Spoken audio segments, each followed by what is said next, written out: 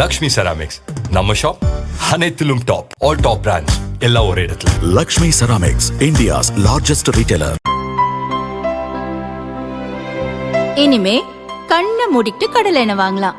ஏன்னா மந்த்ரா கடலை எண்ணெய் இதயத்தின் தயாரிப்பு. வறுக்க, பொரிக்க, ஏன் எல்லா சமையலுக்கும் மந்த்ரா தான். மந்த்ரா கடலை எண்ணெய், அபார ருசி, ஆரோக்கியமான உடல் நலம். திமுக கூட்டணியில் இருக்கும் காங்கிரசுக்கு ஒரு ராஜ்யசபா எம்பி பதவி ஒதுக்கப்பட்டது. இப்பதவிக்கு தமிழக காங்கிரஸ் முன்னாள் தலைவர்கள் உட்பட மூத்த தலைவர்கள் பலர் முயற்சித்தனர். ஆனால் யாரும் எதிர்பாராத வகையில் திருச்சியைச் சேர்ந்த கிறிஸ்டோபர் மாணிக்கம் ராஜ்யசபா எம்பி ஆக்கப்பட்டார். இவர் காங்கிரஸில் அகில இந்திய செயலராக இருந்தாலும் தமிழக காங்கிரஸ் நிர்வாகிகளால் பெரிதும் கண்டு கொள்ளப்படாதவர். ஆனாலும் புதியவர்களுக்கு வாய்ப்பளிக்க நினைத்த ராகுல் கிறிஸ்டோபரை தேர்வு செய்ததாக கூறப்படுகிறது. இது தமிழக காங்கிரஸ் நிர்வாகிகளை அதிர்ச்சியடைய வைத்தது.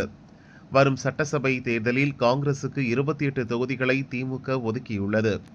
இதில் ஏற்கனவே எம்எல்ஏக்களாக உள்ள 17 பேர் மட்டுமின்றி பலரும் சீட்களை பெற முயற்சித்து வருகின்றனர்.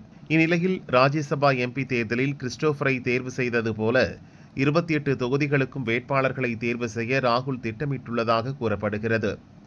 இது தொடர்பாக டெல்லி காங்கிரஸ் நிர்வாகி ஒருவர் கூறியதாவது: சிறுபான்மையினர், பட்டியல் இனத்தவர், மிகவும் பிற்படுத்த வகுப்பினர், இளைஞர்கள், பெண்கள் ஆகியோருக்கு முக்கியத்துவம் கிடைக்கும் வகையில் வேட்பாளர் தேர்வு இருக்க வேண்டும் என்பதில் ராகுல் உறுதியாக இருக்கிறார். அதனால்தான் கடந்த 2024 லோக்சபா தேர்தலில் மயிலாடுதுறை தொகுதிக்கு முன்னாள் எம்பி திருநாவுக்கரசர், தரவு மற்றும் பகுப்பாய்வு குழு தலைவர் பிரவீன் சக்கரவர்த்தி போன்ற தலைவர்கள் பலர் முயன்றபோது மாநில மகளிர் காங்கிரஸ் தலைவியாக இருந்த சுதாவை நிறுத்தினார். அதுபோலத்தான் 28 சட்டசபை தொகுதிகளிலும் வேட்பாளர்களை தேர்வு செய்ய ராகுல் விரும்புகிறார். எனவே காங்கிரஸ் வேட்பாளர்கள் எளிய சமூக பொருளாதார பின்னணி கொண்டவர்களாக, களப்பணியில் திறன் கொண்டவர்களாக இருப்பர்.